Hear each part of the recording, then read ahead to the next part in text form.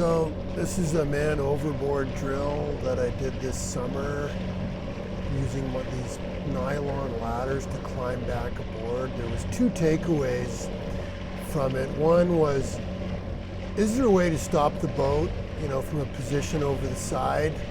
I've made two videos with suggestions how to do that under power and under sail. The other takeaway was, this is very strenuous. People ask, is there an easier way to get back aboard without using brute force? So in this video, I'm going to show a method that uses mechanical advantage, mechanical ascenders to attempt to make it easier. And I'm going to show you the gear. So the gear we need is a GriGri, which can be bought at any rock climbing gym or a mountain equipment co-op, mountain equipment store. It's made for belaying, so they're made to take shock loads. That's the first piece, the first device. Then we need two rock climbing mechanical clamps called Jumars or ascenders. So I got one, and I've got a second one. So I'm going to show you how to rig these in a fashion that will allow the person in the water to climb back out of the boat with any freeboard, rest at any time, and have a hands-free rest while climbing out of the water. This is the next ratchet here. It's the in the water test with the boat stationary at anchor. I do have a video that shows you how to rig this when I'm not in the water. Here is a laboratory test doing it in the water.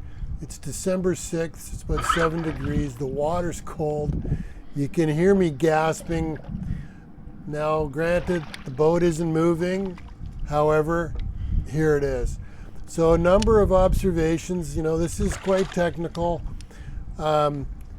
I get everything rigged up. By the way, that red ladder in the foreground is just as backup safety for me to climb out of the water if all else fails. So I am using the system with the mechanical advantage, and what you're going to see is there's a couple of challenge points. The actual ascending isn't too bad, but when that Jumar hits the gunwale, that's a first pinch point. So a bit of a struggle getting the Jumar over the gunwale. You can see me wrestling with it, so you can imagine being dragged. There you go, I got it. Imagine being dragged trying to do this. It is working, but it's a little more of a struggle than I would have liked. I'm still working it. I got to get that Jumar up there above the gunwale. And as per a real life scenario, I've got the tether or the rope I'm climbing over the wire lifeline. So that's the next pinch point where the Jumar is going to stop. So I'm still trying to get as high as I can using the GriGri and the lower Jumar.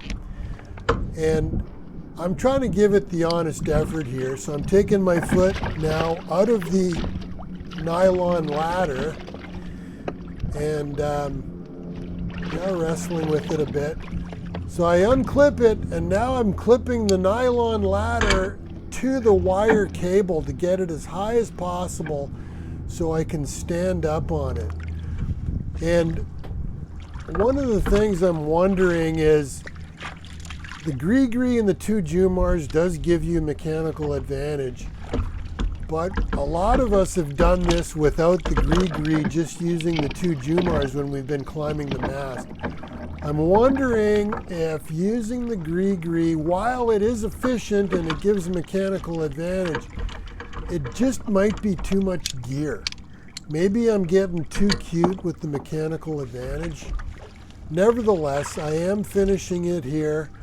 And I'm sucking up the GriGri as high as I can, and then you can see I could probably step up, but I want to give this a good chance. So I'm going to put my foot in the next rung so I can stand right up. And then here now I'm standing up, and basically now I'm in the boat. Just about one more step up. I'm virtually in the boat. So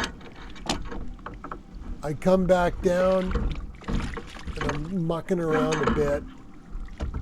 Nevertheless, okay, now I'm in the boat.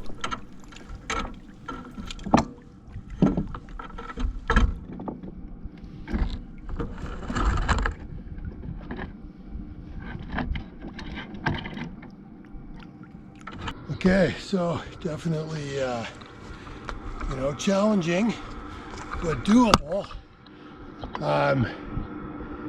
This is stationary laboratory conditions here. I wanted to try it. The technique works. There's some challenges associated with, you can get up to the gunwale, you can get up to where your tether is over, and then you've got to do a little bit of, gymnastics to be able to get high enough up. So I took off the atria, and you saw me clip it.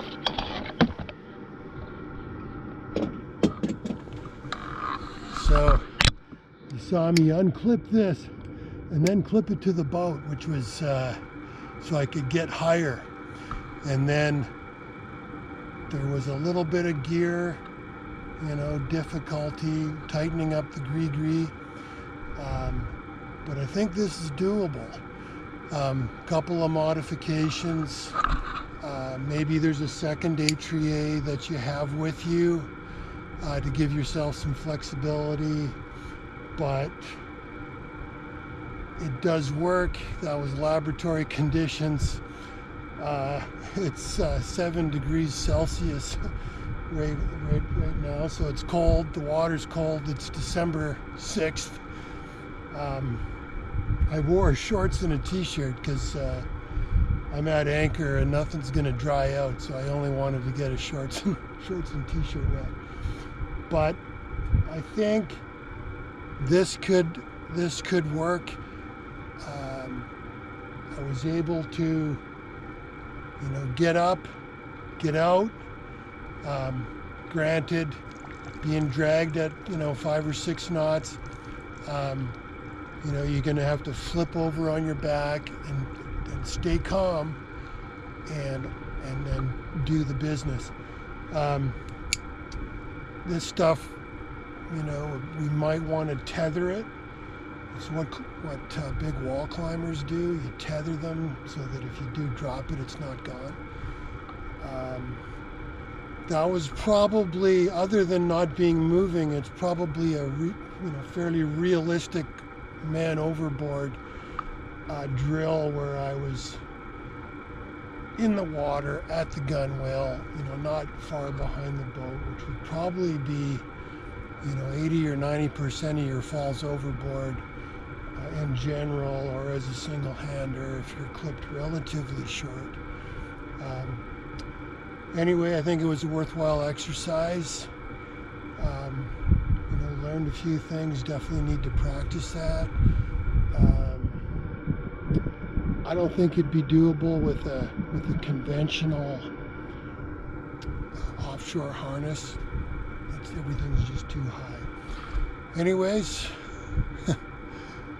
thanks for watching. If you like this video, give me a thumbs up, subscribe for more. Respect the risk, and I'll see you next time.